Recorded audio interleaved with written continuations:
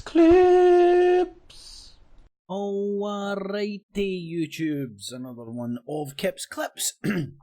So, Nigel Farage has came out and said that he's not, let me get this right, be technical.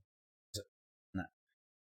He's not contesting the Conservatives in seats. The Conservatives won, I believe, at the last general election, I believe.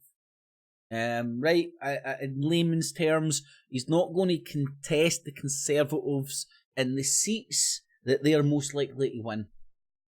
The parlour terms for it. The Conservative heartlands, homelands, shit. Anyway, so what that means is he's going to contest seats where Labour are numero one. Which means Nigel Farage and the Brexit Party, exactly what I said in my Kip's Clips copyrighted conspiracy theory, is doing. And I will show you, I'm going to show you some inside baseball, as they call it. I'm going to show you my crystal ball. Right, so let's have a wee look at my crystal ball. Shazam. Now, I'm going to go into a wee report here from Channel 4 who points at the people behind the likes of, not exclusive to, Britain First. Jim Dawson. What's to see here? He's the head of a militant Christian organisation. This isn't my words, this is his words.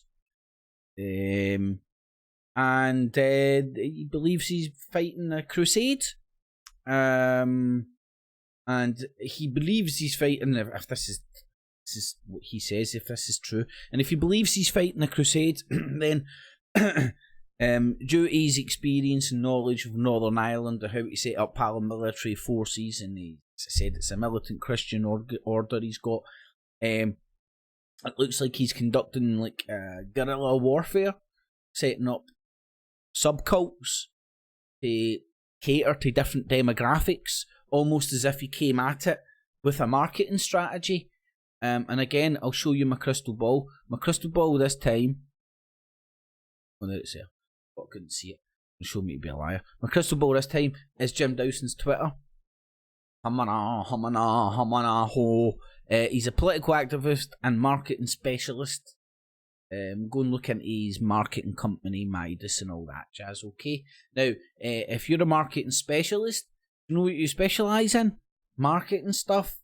See, if you're a political activist, it's a marriage made in heaven. Let's just have a wee listen. Now, this is my humana crystal ball. Why my conspiracy theory? True. Raising call centre in Belfast. You've got to remember, most political parties don't know that. Hold on, that's a wee... Working for the militant pro-life movement in the States, then set up the BNP's fundraising call centre in Belfast. You've got to remember, most political parties don't know their arse to their elbow. You bring in a professional marketing team. You know, I trained in America with the pro-lifers and all that. If you apply professional marketing techniques and fundraising to a political situation, it's a gift. Yeah. It's a gift. Yeah. And that's what we did with the BNP. Raised them £4 million, and then left them to it. So you know, I was never in the BNP, but we did do work for them, just to make them successful enough to push everybody over to the right. And I think that has resulted now in the success that UKIP is enjoying. And far better UKIP enjoying it than the BNP, to be honest with you. But at least everybody's over to the right, a couple of notches. Now he's... And this was when Farage, I believe this was filmed when Farage was still UKIP, and UKIP was Farage. He's bankrolling Britain First. How much would you say you've ploughed into that? No, that would be difficult to count. I'd need to go and calculate that up. But a substantial amount. One thing I agree with Mr. Chowdhury on, there is such a concept as a just war, a holy war. He calls it jihad, we call it crusade. Is that how you see it? You see yourself Absolutely. involved in a holy war? Absolutely. Yeah. Oh, absolutely. Yeah. Without any shadow of a doubt. Like This is a your holy war. rhetoric is identical to theirs in that respect, isn't it? It maybe is, but we are right, they're wrong. Do you? Right, now, whether he's true to his word or just a genuine con man and he's making money out of this, or it's a bit of both, who knows? But let's just take some of what he says at face value, combine that with some of the stuff he says on the Templar and all that. Then my sort of a theory that, like Tommy Robinson, they all, my theory that a lot of these so-called independent journalists are nothing more than wind-up mice from the old school apparatus of the BNP, who, if you go and look at the BNP and where the BNP came from, they came from the, I get this mixed up, but it isn't that hard to Google this shit, the British Fascist Union, British Union of Fascists, the Union of British Fascists, some abbreviation like that. I need to go and dig out my membership card and get the right abbreviation. That's what they were called back in the day, no hiding it, we're fascist, okay. That didn't become as sexy because the people were like, "Ah, we don't like fascism," and then it became the BNP, and then the BNP didn't become so sexy. So what did they do? They then rebranded as fucking everything under the sun. Why? Because within the BNP apparatus of how to sell themselves to the public, they touch base with marketing specialists. Do you know what Jim Dawson's speciality in marketing is? And I'm not making this up. You can go and ask him. He will tell you himself. Demographics. That's what he specialises in. So, my theory that a lot of these independent journalists, from Tommy Robinson, who was in the BNP, James Goddard and all these mobs and all they are puppets on a string of an old school fascist political apparatus in the UK, which is using populism and every trick in the book right now to harness support. And it's nothing new. It's old. It's nothing new, just new apparatus and stuff. New techniques and whatnot. So, and as he sort of said there as well, now remember he's telling you like how cutthroat politics is. They don't care about the BNP or the UKIP, they're just using those vehicles to move everybody over to the right.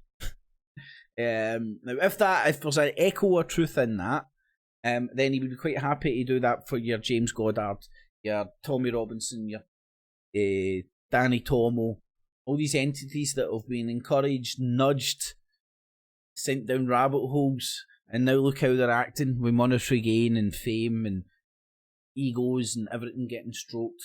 Wallet getting filled and egos getting stroked. A powerful combination. And with what Farage, if you look at what's happening with Farage now, and you look what's happening with Farage now, and the way that he is tactically manipulating the voting populace. He isn't an honourable politician who's in this for. He's there on a mission to persuade floating voters. I think that was the old-fashioned term for them, the persuadables, floating voters. Basically, pro-Labour Brexiteers to vote for him, which is going to turn out to be a Tory vote. Which, if the people that are running their side of the campaign get it accurate, is going to win them the election. And that's why Farage is doing what he's doing. And that he disattached himself from UKIP because UKIP became too associated with clowns. And you had too many crazy folk. Nigel Farage is crazy folk light, but UKIP became too big, and when you get Neil Hamilton involved and all that, and idiots for the internet and idiots for YouTube, it's a sinking ship. Anyway, so there's my crystal balls. Not my real crystal balls, but there's what I use for crystal balls. Jim Dawson's own Twitter account. watching some of Jim Dawson's own interviews, as well as I'm on the Templar report and where he's reports to come from. Nigel Farage and the actions of him through UKIP, who you clearly heard there.